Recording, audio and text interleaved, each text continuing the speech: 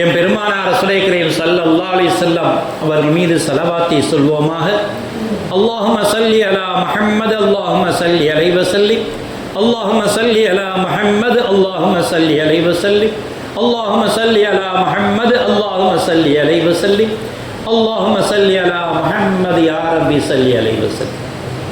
அன்னாதம் குடும்பத்தார்கள், தோழர்கள், இமாம்கள், பெரியோர்கள், நாதாக்கள், ஷேக்மார்கள், குறிப்பாக நம்மவர்கள் அனைவர்கள் மீதும் உலக மக்கள்கள் அனைவர்கள் மீதும் அல்லாஹ்வின் சாந்தியும் சமாதானமும் கருணையும் ஈடேற்றமும் என்றென்றும் இறங்கிக் கொண்டே இருக்கட்டுமாக.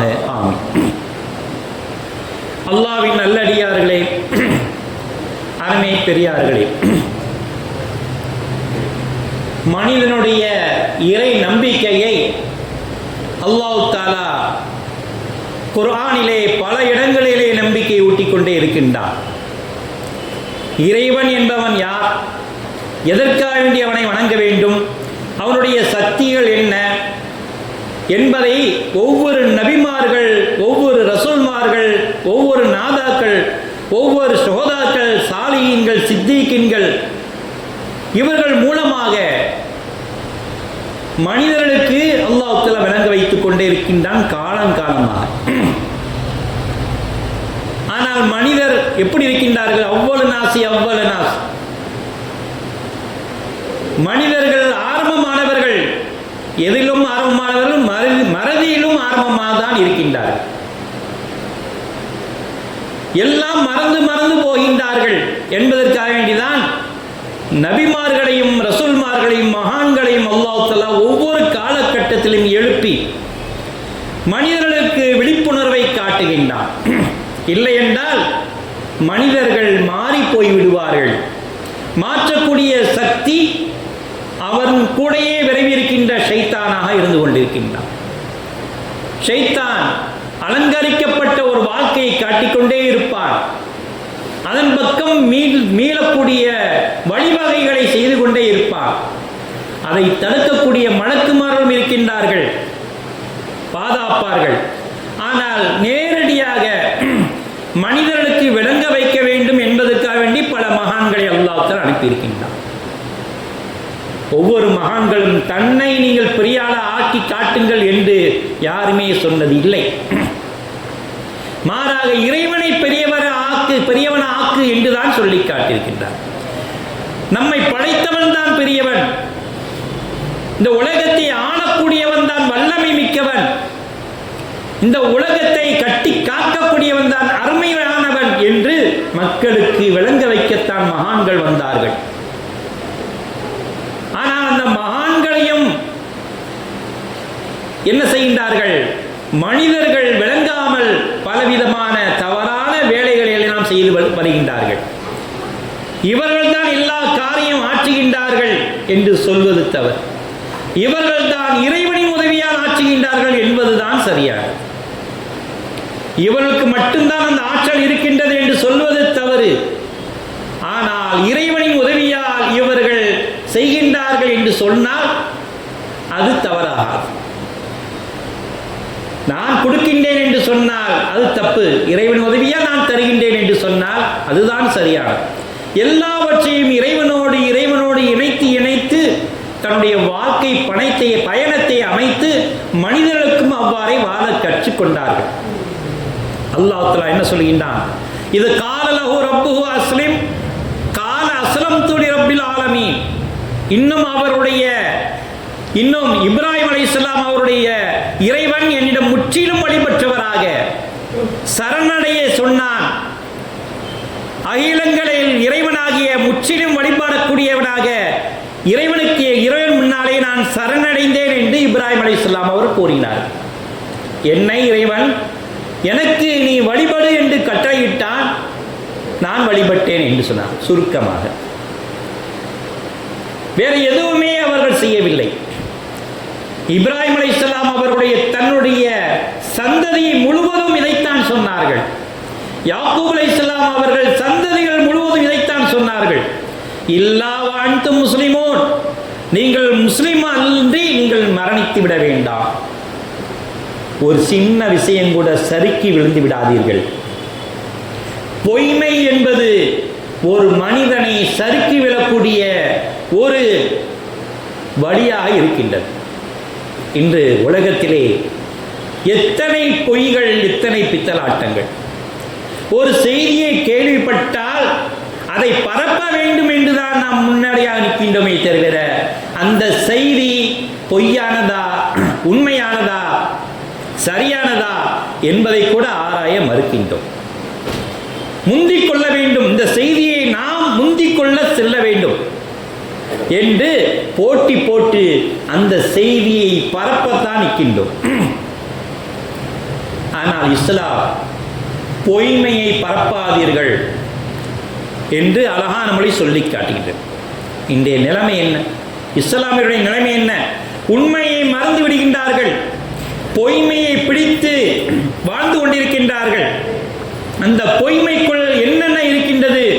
புரணி இருக்கின்றது, வதந்தி இருக்கின்றது, கட்டுக்கதைகள் இருக்கின்றன, திரித்து கூறக்கூடிய மனப்பான்மை இருக்கின்றது, தவறான தகவல்களை சொல்லக்கூடிய விஷயம் இருக்கின்றன, தப்பான விளக்கங்கள் கூறக்கூடிய விளக்கங்களும் அதில் இருக்கின்றது. இத்தனை விஷயங்களும் அந்த பொய்மைக்குள் ஒளிந்திருக்கின்றது. ஆகவே தான் அந்த பொய்மையை நீங்கள் அகற்றிக் கொள்ளுங்கள். ஒரு மனிதனை இட்டு கட்டாதீர்கள், ஒரு மனிதனுடைய தவறுகளை கூட சொல்லி காட்டாதீர்கள். அது அந்த அடியானுக்கும் அல்லாஹ்வுக்கும் உள்ள தொடர்பு. ஒரு மனிதனுடைய தவறுகளை சொல்லி உங்களுடைய நன்மையை அளித்து விடாதீர்கள் என்று பெருமானார் ஸல்லல்லாஹு அலைஹி வஸல்லம் சொல்லி காட்டினார். ஒரு மனிதர் தவறு செய்தால் பொதுவாக சொல்லி காட்டுங்கள். நாம் ஜனங்கள் இப்படி பயான் செய்வதை போல ஒரு 4 பேர் மத்தியில் பொதுவாக இப்படி இருக்குப்பா, இப்படின்னா பண்றாங்க, அதெல்லாம் திருத்திக்கிடணும், இஸ்லாத்தில் இப்படிதான் இல்லை என்று பொதுப்படியாக ஒரு 4 பேரை வச்சு சொல்றது தப்பில்லை. இந்த 4 பேருக்கு முன்னால இவரை பத்தி தெரியுமா, இவர் எப்படிப்பட்டவர் தெரியுமா என்று அவரை கேவலப்படுத்தாதீர்கள். பெருமானார் ரசூலுல்லாஹி ஸல்லல்லாஹு அலைஹி வஸல்லம் சொல்லி காட்டினார்கள். சஹாபாக்கள் கேட்ட கேள்விக்கு, யா ரசூலுல்லாஹ், ஒரு மனிதர் செய்த செயலை சொல்லி காட்டுவது தவறா என்று கேட்கின்றார்கள். ஆம், தவறுதான். ஒரு மனிதருடைய செயலை சொன்னால் புறமாக இருக்கின்றது, அந்த மனிதர் செய்யாத செயலை சொன்னால் அவதூறாக இருக்கின்றது. அவதூறும் புறமும் கோல் மூட்டி விடுவதும் எதிலே ஒளிந்து கொள்ள இருக்கின்றன? பொய்மையில் ஒளிந்து கொண்டிருக்கின்றன என்று பெருமானார் ரசூலுல்லாஹி ஸல்லல்லாஹு அலைஹி வஸல்லம் சொல்லி காட்டியிருக்கின்றார். ஆகவே தான் இஸ்லாம் என்ன ஒரு தவறாக இருந்தாலும் சரி, நீங்கள் பொய்மையை விட்டு ஒழியுங்கள். உண்மையை சொல். கழுத்தா சீவிர போறாங்க, உண்மையை சொல்லிட்டா கழுத்தா போயிட போது. பாப்பாட்ட சொன்னா பாப்பா அடிப்பார். இந்த அடிக்கு மரண அடி என்பது மர்மையின் அடி. அந்த அடியை விட தந்தையின் அடி அல்லது தந்தையின் திட்டு, தந்தையின் ஏச்சி, இது சாதாரணம்.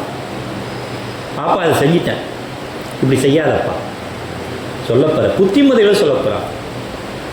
அல்லது சமுதாயத்தில் ஏதாவது தப்பு பண்ணிட்டேன், மன்னிச்சுக்கோங்க, செஞ்சிட்டேன், இல்லை இல்லை நான் செய்யலை, இவர் தான் செய்தார் என்று அவர் மேல் இட்டு கட்டுவது, தன்னுடைய தவறுகளை எல்லாம் அடுத்தவர் மீது திணிப்பது, நான் செய்யவில்லை இவர் தான் செய்தார்.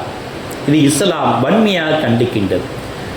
இவையெல்லாம் இந்த பொய்மைக்குள் ஒளிந்து கிடக்கக்கூடிய ஒரு விகிதாச்சாரமாக இருந்து கொண்டிருக்கின்றது. ஆகவே தான் அல்லாஹ் சொல்லி காட்டினான், ஃபீ குலூபிஹிம் மரதுன் ஃபஸாதஹும் அல்லாஹ் மரதம் வலஹும் அதாபுன் அலீம் பிமா கானூ யக்ரிபூன். அவருடைய இதயங்களில் ஒரு நோய் இருக்கின்றது. என்ன நோய்? நம்ம சுத்தமாக வச்சுக்கணும். என்ன தப்பு எல்லாம் நம்ம தான் செய்யணும், எல்லா தப்பையும் நாம் செய்ய வேண்டும், ஆனால் நாம் சுத்தமாக இருக்க வேண்டும். வெளியில் சொல்லும் போது நான் யோக்கியம்பா, அயோக்கியம்லாம் நம்ம செய்யணும், ஆனால் நான் யோக்கியம். அப்படிப்பட்ட நோய் அவர்கள் உள்ளத்தில் இருக்கின்றது. அந்த நோயை அவர்களுக்கு இன்னும் அதிகமாக்கி விட்டான் இறைவன். மேலும் அவர்கள் பொய் சொல்லும் காரணத்தினால் அவர்களுக்கு துன்பம் தரும் வேதனையும் உண்டு என்று அல்லாஹ் தஆலா எச்சரிக்கின்றான். அந்த நோய் எப்படிப்பட்டது? அப்படியே வளர விட்டீங்கன்னா அப்படியே சேர்ந்து விடும், பழக்கமாகிவிடும்.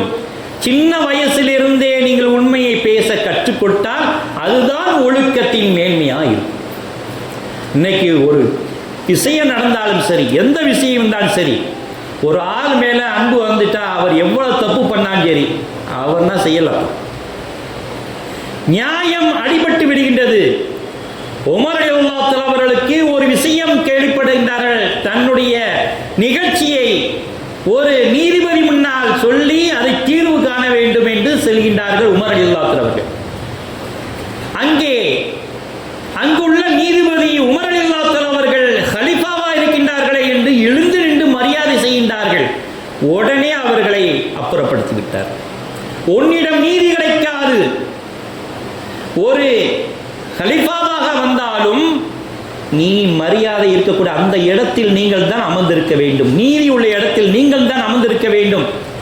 என்னை கண்டு நீங்களே எழுந்திருத்தீர்கள். இதுதான் இஸ்லாம். தூக்கி எறிந்தார்கள். வேற ஒரு நீதிபதி நியாயமான தீர்ப்பு வராது. கலீஃபாவுக்கு உரிய தீர்ப்பை தான் இவர் கொடுப்பார். ஏனென்றால் இவர் நான் வந்தனை மரியாதை கொடுத்தார்கள். மரியாதை கொடுக்கக்கூடாது. நான் என்னுடைய இடம், இது உங்களுடைய இடம் என்று சொல்லிக்காட்டு. அதுதான் இஸ்லாம். நாம் என்ன செய்கிறோம்? ஒரு பழக்கமான நமக்கு வேண்டப்பட்ட ஒரு நபர் இருந்தால் அவர் என்ன தப்பு செய்தாலும் அவனா செஞ்சிருக்க மாட்டேன், நல்லா தெரியும் அவரை பற்றி. வக்காலத்துக்கு வாங்கிட்டோம், விசாரிக்க மாட்டோம். நமக்கு பிடிக்காதவர் தப்பு செஞ்சுட்டான், நிச்சயம் இவன் தான் செஞ்சிருப்பான், நல்லா தெரியும்பா, இவர் மேல பழியை போடுவர். இதுவும் இஸ்லாத்தில் கூடாத ஒன்று. ஆகவே தான் பொய்மைக்குள் இவ்வளவு விஷயங்கள் ஒளிந்து கிடக்கின்றன என்று இஸ்லாம் சொல்லி காட்டுகின்றது. தவறெல்லாம் நரகத்தின் ஜுவாலையே இந்த பொய்மைதான் என்று சொல்லி காட்டினார். நெருப்புக்கு கூட பொய் பயப்படுகின்றது என்று சொல்லி காட்டுகின்றார். உண்மை உண்மை என்று மெழுகுவர்த்தி முன்னால் உண்மை உண்மை என்று எவ்வளவு சொன்னாலும் அணையாது. பொய் என்று ஒரு வார்த்தை சொன்னால் அணைந்துவிடும். பொய்க்கு அவன் நெருப்பை பயப்படுகின்றது, மனிதன் பயப்பட மாட்டுகின்றான் என்று விஞ்ஞானிகள் அழகான முறை சொல்லி காட்டுகிறது. காற்று வருகின்றது, பொய் பொய் என்றால் காற்று வருகின்றது, நெருப்பை அணைத்து விடுகின்றது. உண்மைக்கு காற்று வராது. ஆகவே தான் வாயில் புறப்படுகின்றது காற்று பொய் என்று சொன்ன உடனே ஊரையும் உலகத்தையும் சுற்றி வந்து விடுகின்றது. பொய்மைக்கு அவ்வளவு வலிமை இருக்கின்றது என்று சொல்லி காட்டினார். நபிமார்கள் எல்லாம் பட்ட கஷ்டம். தன்னுடைய சஹாபாக்கள் தன்னுடைய மக்களிடம் பட்ட கஷ்டம் இந்த ஒன்றே ஒன்றுதான். மக்களிடம் பொய்மை நிறைந்திருந்தது, உண்மையை சொல்ல முடியவில்லை. பொய்யை சொன்னால் ஏற்றுக்கொள்கின்றார்கள், உண்மையை சொன்னால் ஏற்க மறுக்கின்றார்கள். ஒரு மன்னர் தன்னுடைய சிப்பியை அழைத்து என்னை போல ஒரு உருவத்தை உருவாக்கு என்று சொல்லி காட்டுகின்றார். மன்னரை பார்த்து அப்படியே சிப்பி வரைகின்றார், சிலையை வடிக்கின்றார். அதை திரை போட்டு மூடப்பட்டது. மன்னர் திறக்க வருகின்றார். திறக்கும்போது பார்த்தா அறிந்து விடுகின்றார். என்னப்பா இந்த நான் என்ன மாதிரியா இருக்கா, அந்த சிலை என்ன மாதிரியாப்பா இருக்குது, இப்படி அலங்கோலமா அசிங்கமாக்கி விட்டாயே என்று சிற்பிகள் எல்லாம் தலையை வெட்ட சொல்லி விடுகின்றார். அங்கே ஒரு மகான் எழுந்திருக்கின்றார். அரசரே, நீதி தழுவக்கூடாது, உங்களை சிலை வளைத்து அசிங்கமாகிவிட்டது என்று உங்களுக்கு கோபம் வருகின்றது அல்லவா? இந்த பிரபஞ்சத்தை படைத்த ரப்புல் ஆலமை சிலை வளைத்து இதுதான் கடவுள் என்று கடவுளை அசிங்கப்படுத்துகின்றீர்களே, கடவுளுக்கு எவ்வளவு கோபம் வரும்? சாதாரண மனிதன் உங்களை அசிங்கமாக சிலை வடித்ததுக்கு இவ்வளவு கோபம் வருகின்றது, இவரை தலையை வெட்டுங்கள் என்று கட்டளையிடுகின்றீர்கள். யார் பார்த்தார் கடவுளை? யாரால் பார்த்தீர்களா? ஆதாரம் இருக்கின்றதா? இல்லை. அப்படிப்பட்ட சிலையை வடித்து இதுதான் கடவுள் என்று சொன்னால் கடவுளுக்கு எவ்வளவு கோபம் வரும் என்று சொன்ன உடனே அந்த மன்னர் பதபதைத்து விட்டார். உண்மைதானே இவர் சொன்னது, நாம் எவ்வளவு பெரிய தவறை இழைக்க மாட்டோம், நம்முடைய உருவத்தை கொஞ்சம் மாற்றினாலே நமக்கு எவ்வளவு கோபம் வருகின்றது, நம்முடைய போட்டோக்களை மாற்றமாக செய்தாலே நமக்கு அவ்வளவு யாப்பா செஞ்சா அவன் மேல கேஸ் போடணும், போலீஸில் எழுதி வைக்கணும், கம்ப்ளைண்ட் பண்ணணும், இப்படி மாஃபிங் செய்து விட்டாரே என்று அவ்வளவு துடிக்கின்றோமே. இறைவனை மாஃபிங் செய்து இங்கே வழிபாடு செய்தால் இறைவனுக்கு எவ்வளவு கோபம் வரும் என்பதை அவர் அழகான வழி தெளிவுபடுத்துகின்றார் என்றால் இதுதான் நபிமாருடைய விஷயமாயிருந்தது. எவ்வளவு விஷயம் சொன்னாலும் மக்கள் கேட்க மாட்டேன், இதுதான் எங்கள் வேலை, இதுதான் எங்கள் கடவுள். ஒருவன் என்பது இல்லை என்று மறுக்கின்றார்கள், சிலவர்கள் ஏற்றுக்கொள்கின்றார்கள். ஆனால் அவ்வளவு கஷ்டங்களையும் மறந்து மக்களிடம் உபதேசம் செய்கின்றார்கள். நெருப்பை வணங்குகின்றீர்களே மஜூசியர்கள், அந்த நெருப்பு ஏன் வணங்குகின்றீர்கள்? இது எங்களுக்கு நன்மை செய்கின்றது, தீமையும் செய்கின்றது. விலங்கினங்கள் வந்தால் எங்களை கொள்வதற்கு, விலங்கினங்கள் வந்தால் நெருப்பை காட்டி விரட்டி விடுவோம், எங்களுக்கு நன்மை செய்கின்றது. எதிரிகளை நாங்கள் பந்தாடு விடுவோம், எங்களுக்கு உதவி செய்கின்றது. சமைக்கின்றோம், எங்களுக்கு உதவி செய்கின்றது. ஆற்றல் உள்ள இந்த நெருப்பை நாங்கள் வணங்குகின்றோம். அவ்வளவு உதவி செய்கின்றது, உதவியுடைய பட்டியல். ஆனால் கடவுளாக ஏற்றுக்கொள்ள முடியுமா? உதவி செய்கின்றது கடவுளாக ஏற்றுக்கொள்ள முடியுமா? இந்த கடவுளை அணைக்கக்கூடிய எந்த சக்தியும் இருக்கக்கூடாது. தண்ணீர் அணைத்து விடுகின்றது, நெருப்பை தண்ணீர் அணைத்து விடுகின்றது. அப்போ ஒரு கடவுளை அணைக்கக்கூடிய பொருள் எதுவுமே இல்லை. அது இது கடவுளாக இருக்க முடியாது. தண்ணீர் கடவுளா? தண்ணீரும் கடவுளாக இருக்க முடியாது. கொதிக்க வைத்தால் ஆவியா செல்கின்றது, மேகமாக மழையா பொழிகின்றது. மேகம் கடவுளா? காற்றடித்தால் கலைந்து போகின்றது. காற்று கடவுளா? மழை தடுத்து விடுகின்றது. மழை கடவுளா? இவ்வளவு உயரமாக இருக்கின்றது, இந்த சின்ன ஒளி உடைத்து விடுகின்றது. இந்த ஒளி கடவுளா? நெருப்பு உருக்குகின்றது, திரும்பவும் நெருப்பு தண்ணீர் அணைந்து விடுகின்றது. எதுவுமே எந்த சக்தியும் ஒரு சக்திக்குள் உழைந்து உடைக்கின்றது. இது எதுவுமே கடவுள் அல்ல. இப்படி மகான்கள் எல்லாம், நபிமார்கள் எல்லாம் மக்களுக்கு போதித்து இவையெல்லாம் இல்லை. சூரியன் மிக பிரம்மாண்டமாக இருக்கின்றதை இப்ராஹிம் அலைஹிஸ்ஸலாம் அவர்கள் சொன்னார்கள். சூரியன் தான் கடவுள், பிரம்மாண்டமாக இருக்கின்றது. அது மறைந்தவுடன் மறையக்கூடிய ஒன்றும் கடவுளாக இருக்க முடியாது. சந்திரன் தேய்கின்றது, சூரியன் மறைகின்றது, இதெல்லாம் கடவுள். கடவுள் என்பது அப்பாற்பட்டவன், இறைவன். அவன் அனைத்தையும் படைத்து ஆள்பவன், அனைத்து சக்தியும் உள்ளவனாயிருக்கின்றான். நம்மை பாதுகாப்பவன், உலகத்தை பாதுகாப்பவன், தம் உள்ளத்திலே ஒளிந்திருக்கக்கூடியதை ஒற்றையும் தெரிந்து கொள்ளவன். மலையின் அடிவாரத்திலே இருட்டின் நேரத்திலே காட்டின் அடர்ந்த காட்டுக்கு நடுவிலே ஊர்ந்து செல்லக்கூடிய கட்டருவின் காலடியை கேட்கக்கூடியவன், கட்டருமை கூட பார்க்கக்கூடியவன். அவன்தான் இறைவனாக இருக்க முடியும், மற்ற எந்தும் கடவுளாக இருக்க முடியாது என்று ஒவ்வொரு மகான்களும் சொல்லி காட்டினார். உமர் ரலியல்லாஹு அன்ஹு கேட்கின்றார்கள், யா ரசூலல்லாஹ், நீங்கள் சொல்லுகின்றீர்களே இவர்களெல்லாம் சொர்க்கவாதிகள், இவர்களெல்லாம் நரகவாதிகள் என்று பிறக்கும் போதே அல்லாஹ் எழுதி வைத்து விட்டானே என்று சொல்லி காட்டினீர்களே, எதற்கு அவனை நன்மை செய்ய வேண்டும்? இவரெல்லாம் சொர்க்கம்னு அல்லாஹ் எழுதிட்டான்ல, நம்மனா சொர்க்கம், இவங்கன்னா நரகம் என்று எழுதிட்டாங்க. ஏன் தொழுக வேண்டும்? ஏன் அமல்கள் செய்ய வேண்டும்? எதற்காக நீ நோன்பு நோக்க வேண்டும்? நாம் தான் சொர்க்கவாதி என்று எழுதி வைக்கப்பட்டு விட்டதே என்று கேட்கும் பொழுது பெருமானார் ரசூலுல்லாஹி கரீம் ஸல்லல்லாஹு அலைஹி வஸல்லம் சொல்லி காட்டினார்கள், சொர்க்கவாதி என்று எழுதப்பட்டது உமக்கு தெரியாது. நீ உன்னை பிறக்கும் பொழுதே எழுதி வைத்தது நீ சொர்க்கவாதியா நரகவாதியா என்பது உமக்கு எப்படி தெரியும்? அதை நம்பி எப்படி அமல் செய்யாமல் அமல் செய்து கொண்டு எப்படி வாழ முடியும்? யாரெல்லாம் நன்மை செய்கின்றீர்களோ அவர்களெல்லாம் சொர்க்கவாதி என்று நினைவுபடுத்திக் கொள்ளுங்கள். யாரெல்லாம் தீமையின் பக்கம் சென்று கொண்டிருக்கின்றீர்களோ அவர்களெல்லாம் நரகவாதி என்று புரிந்து கொள்ளுங்கள். இந்த புரிதல் வாழ்க்கையின் மூலமாக நாம் தான் சொர்க்கம் நரகம் என்று தீர்மானித்து இதில் இவ்வளோ பாவங்கள் செய்துவிட்டோமே என்று திரும்பி விடுங்கள். அல்லாஹ் தஆலா நம்மையும் வைத்துக்குள் இருக்கும் பொழுது, கருவிலே இருக்கும் பொழுது சொர்க்கவாதி என்று எழுதியிருக்கலாம் அல்லவா?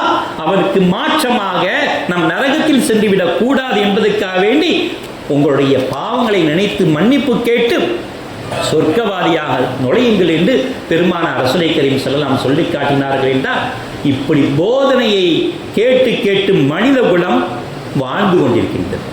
பொய்மையில் வாழாமல் உண்மையில் வாழ்ந்து கொண்டிருக்கின்றது. இப்படிதான் சஹாபாக்களுடைய வாழ்க்கையும் அமைந்து கொண்டிருக்கின்றது. இமாம் என்றால் ஒருவரை பின்பற்றுதல். இமாம் என்று சொல்வதற்கு அவரை பின்பற்றினால்தான் இமாம் என்று சொல்லப்படும். நம்முடைய கணக்கு வழக்குகள் எல்லாம் எதில் எழுதப்படுகின்றது? லவ்ஹுல் மஹ்ஃபூல். இதை மலக்குமாரெல்லாம் பின்பற்றுகின்றார்கள். இன்னைக்கு யார் யாரெல்லாம் விதி இருக்கின்றது, நன்மை இருக்கின்றது, தீமை இருக்கின்றது என்று மலக்குமார்கள் அதை பின்பற்றியதன் காரணமாக அந்த லவ்ஹுல் மஹ்ஃபூலுக்கு இமாமுல் முபீன் என்று பெயர் இருக்கின்றது என்று முஜாஹிதீன் ரலியல்லாஹு அன்ஹு அவர்கள் சொல்லி காட்டினார்கள். என்றால் நம்முடைய ஏற்கனவே லவ்ஹுல் மஹ்ஃபூல் பதியப்பட்டு விட்டது. ஆனால் நாம் புரிந்து கொள்ளக்கூடிய வாழ்க்கை, புரிதலுடைய வாழ்க்கையின் மூலமாகத்தான் நன்மை தீமை என்று வணங்கிக் கொள்ள முடியும் என்று பெருமானார் ரசூலுல்லாஹி கரீம் ஸல்லல்லாஹு அலைஹி சொல்லி காட்டினார்கள். அதோடு மட்டுமல்ல, பெருமானார் ரசூலுல்லாஹி கரீம் ஸல்லல்லாஹு அலைஹி வஸல்லம் சொல்லி காட்டினார்கள், நீங்கள் நன்மையின் பக்கம் சென்றால் அல்லாஹ் தஆலா உங்களை நல்விதப்படுத்தக்கூடியவனாக இருக்கின்றான். இவர்கள்லாம் ஒரு சின்ன கல் எடுத்து வச்சா போதும், அவன் 4 கல் எடுத்து வச்சிருவான். தர்மம் செய்ய நினைச்சா போதும், தர்மம் செய்ய வைத்து விடுவான். தொழுகைக்கு செல்ல வேண்டும் நினைத்தால் தொழுகையின் பக்கம் அழைத்து விடுவான். இப்படி அல்லாஹ் தஆலா உங்கள் எண்ணத்தை பார்க்கின்றான், நன்மையை பார்க்கின்றான், நல்லதை பார்க்கின்றான், நினைக்கின்றார்களா என்பதை பார்க்கின்றான்.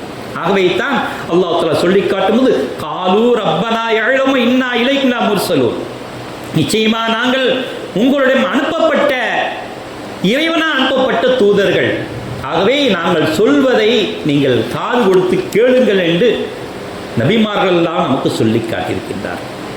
ஆகவே அருமை பெரியார்களே, ஒவ்வொரு விஷயங்களையும் நாம் பார்க்கும்போது அல்லாஹ் தஆலாவுக்கு நாம் முற்றிலும் வழிபடக்கூடியவர்களாக, நாம் மரணம் ஆகும்போது முஸ்லீமாக மரணம் அடைய வேண்டும். யாருக்கு போய் கொடி தூக்குவதோ அவர்களை புகழ்வதோ எந்த காரியம் நடக்காது. இதெல்லாம் பிரயோஜனமா? அல்லது அவர்களுக்காக வக்காலத்து வாங்குவது நமக்கு பிரயோஜனமா? இந்த பொய்மையை உண்மைப்படுத்துவது நமக்கு பிரயோஜனமா? நிச்சயமா இல்லை. நம் சமுதாயத்தை பார்க்கும் பொழுது நெஞ்சம் பதைபதைக்கின்றது. இவர்கள் ஏன் இப்படி மாறினார்கள்? எத்தனையோ பயான்கள், ஒவ்வொரு காலகட்டத்திலும் பயான்கள் நடந்து கொண்டே இருக்கின்றது. இந்த சமுதாயம் ஏன் சின்ன பின்னமாக ஆகினார்கள்? சின்ன பின்னமாக ஆக்கப்பட்டார்கள். பணங்களை கொடுத்து, இனங்களை கொடுத்து, மனங்களை கொடுத்து சின்ன பின்னமாக ஆக்கிவிட்டார்கள். ஆகவே தான் அந்த பக்கம் செல்லாதீர்கள். பொய்மை இந்த உலகத்தில் வாழ்க்கை தூண்டும், ஆனால் உண்மை மறுமை வாழ்க்கையை வாழத் தூண்டும். இந்த ரெண்டுக்கும் வித்தியாசம் இதுதான். பொய்மையோடு வாழ்ந்தீர்கள் என்ற அந்த உலகத்திலே நீங்கள் உலாவுவீர்கள். ஆனால் உண்மையின் பக்கம் வந்தால் மறுமை வரையும் உலாவ முடியும் என்ற தத்துவத்தை இஸ்லாம் அழகான முறையில் நமக்கு வழங்கி காட்டுங்கள். ஆகவே நாம் இஸ்லாம் எதை சொல்கின்றதோ அதை நாம் செய்வோமாக. நபிமார்கள் எல்லாம் எதற்காக பாடுபட்டார்களோ அதை நாம் நிறைவேற்றுவோமாக. யா அல்லாஹ், எங்கள் வாழ்க்கையை சிறப்பாக்கி தருவாயாக. இந்த உலகத்திலே நாங்கள் பொய்மையின் பக்கம் சென்று விடாமல் மெய்மையின் பக்கம், உண்மையின் பக்கம் செல்ல எங்களுக்கு அருள்வாயாக. வாஹிர் அல்ஹம்துலில்லாஹி ரப்பில் ஆலமீன். பாரக்கல்லாஹு லனா வ லக்கும் பில் குர்ஆனில் ஹக்கீம் வ நஃபஅனா இய்யாக்கும் பிஆயாத்தி ذிக்ரில் ஹக்கீம். இன்னஹு தஆலா ஜவாதுன் கரீம் ரப்புல் கரீம்.